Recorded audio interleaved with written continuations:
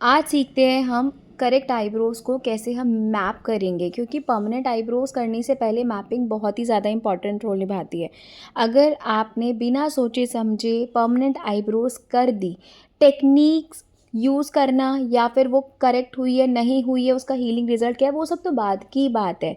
जब अगर आपने उनकी आईब्रोज़ को ऊपर नीचे या कुछ भी गड़बड़ी कर दी, तो वो सडन आपको उसका जो रिएक्शन है वो दिखेगा, क्योंकि आपकी एक आईब्रो ऊपर होना, मोटी होना, पतली होना, ये सारी चीज़ें आपको निकल कर दिखती हैं तुरंत के तुरंत, और क्लाइंट तुरंत रिएक्ट करता है। तो इसलिए मैपिंग इज़ वेरी इंपॉर्टेंट। मैंने यहाँ पे कैलिपर लिया है, कैलिपर को मैंने इस तरीके से पहले रखा और मेजर किया है। उसके बाद मैंने लिया है एक परमानेंट पेन और उसको मैंने पॉइंट पॉइंट पॉइंट करके लगा लिया है। फिर मैंने लिया है इस तरीके से, ये मेरा थ्रेड का धागा है जिस पे मैंने सिर्फ एक नॉर्मल काले रंग का काजल लगा लिया है, और उसी से मैं इस तरीके से 1 2 3 मैपिंग कर रही हूँ। फिर मैंने जो क्लोज़ आके जितनी दोनों आईब्रोज़ का अगर आप देखेंगे ना, एक आईब्रो नीचे है और एक आईब्रो ऊपर, तो मैं जितना क्लोज़ करके दोनों को सिमेट्रिकल बना सकती थी, तो मैंने नीचे वाला सेक्शन लिया। फिर उसके बाद मैंने ऊपर वाला सेक्शन लिया। देन मैंने आईब्रोज़ का जो पॉइंट है उसको मैं कितना सिमेट्रिकल बना सकती हूँ, उसके लिए मैंने इस तरीके से मैपिंग करी। फिर मैंने नोज़ से लेकर आईब्रोज़ का जो एंड है वहाँ पे मैपिंग करी है, और देखिए मैं हर बार मैपिंग को चेक ज़रूर करती हूँ। मैपिंग करते हुए ऐसा नहीं है कि आपको वन टाइम में ही मैपिंग एकदम सही हो जाती है। सम टाइम आपका हाथ भी स्लिप होता है। कभी-कभी आप देखेंगे कि एक साइड जो है क्लाइंट का जो फेस होता है वो लिफ्टेड होता है, दूसरे साइड जो उसका फेस होता है वो ड्रूपी होता है या चपटा होता है, तो आपको उसी के अकॉर्डिंग मैपिंग करनी है। अब यहाँ पे मैं कैलिपर की मदद से पॉइंट 1 जिसे हम बोलते थे कि किस तरीके से मैं कर रही हूँ, पॉइंट 1 से मैं एंड ऑफ द आईब्रोज़ को मेज़र कर रही हूँ। मेज़र करने के बाद मैं अपने परमानेंट मार्कर को यूज़ कर रही हूँ। मैं इस मार्कर को इसलिए भी यूज़ करती हूँ क्योंकि जब मैंने शुरुआत की थी, तो मैं हमेशा ना मेरे से मैपिंग हट जाती थी। तो मेरे को ना बहुत ज़्यादा प्रॉब्लम होती थी, क्योंकि मैपिंग हटते हमारा जो जो शेप है वो मिट जाती है। तो इसलिए आप परमानेंट मार्कर का यूज़ करें। तो इस तरीके से मैंने मैपिंग करते हुए देखिए किस तरीके से फिर मैं अपने थ्रेड को लेकर फिर मैं जो नीचे वाली शेप है उसमें जो मैंने मैप करा है उसको मैं अच्छे से इस तरीके से कर रही हूँ। देखिए दोनों लाइंस को मैं चेक ज़रूर करती हूँ, नीचे वाली लाइन ऊपर वाली लाइन, ताकि वो करेक्ट फॉर्मेशन में रहे। जैसे ही मेरी आईब्रोज़ डिज़ाइन हो गई हैं अच्छे से, इसका एक प्रॉपर आप समझ लीजिए कि एक प्रॉपर ना इसका गाइड होता है। तो अगर वो भी आप जानना चाहते हैं तो उसके लिए आपको जॉइन करनी पड़ेगी मेरी क्लास। बट इसमें भी मैंने बहुत कुछ बताया है कि कैसे-कैसे मैंने पॉइंट्स को जॉइन किया है। आप इसको अगर अच्छे से देखेंगे तो आपको सारी चीज़ें बहुत अच्छे से पता चल जाएगी कि मैंने किस तरीके से कहाँ से कौन से पॉइंट को जॉइन किया है। लास्ट में मैं यूज़ कर रही हूँ यहाँ पे ये पेंसिल, जो पीएमयू की पेंसिल है। इससे मैंने जो ये अच्छे से लाइंस ड्रॉ करी है उनको मैं और ज़्यादा परमानेंट कर रही हूँ, सो दैट ये वाइप ऑफ ना हो और हटे ना।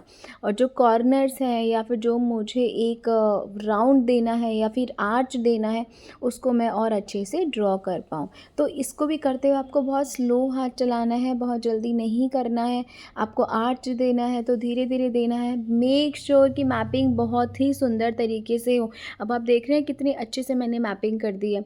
अगर आप मैपिंग और भी अच्छे से सीखना चाहते हैं और बहुत ईज़िली तरीके से मैं आपको मैपिंग सिखाती हूँ, तो ये इसके लिए आपको जॉइन करना पड़ेगा मेरा कोर्स। अगर आप मेरा कोर्स पे जॉइन नहीं कर सकते तो आपको बस मेरे यूट्यूब पर मेरे साथ रहना है। अब मेरे यूट्यूब पर रहकर भी काफ़ी कुछ चीज़ें सीख जाएँगे। तो इस तरीके से मैंने देखिए किस तरीके से कर रही हूँ, उसके बाद मैं क्या करूँगी, इसे जो भी एक्स्ट्रा लाइन्स हैं उनको मैं रिमूव कर दूँगी एक बार में अपनी शेप को डिसाइड करने के बाद।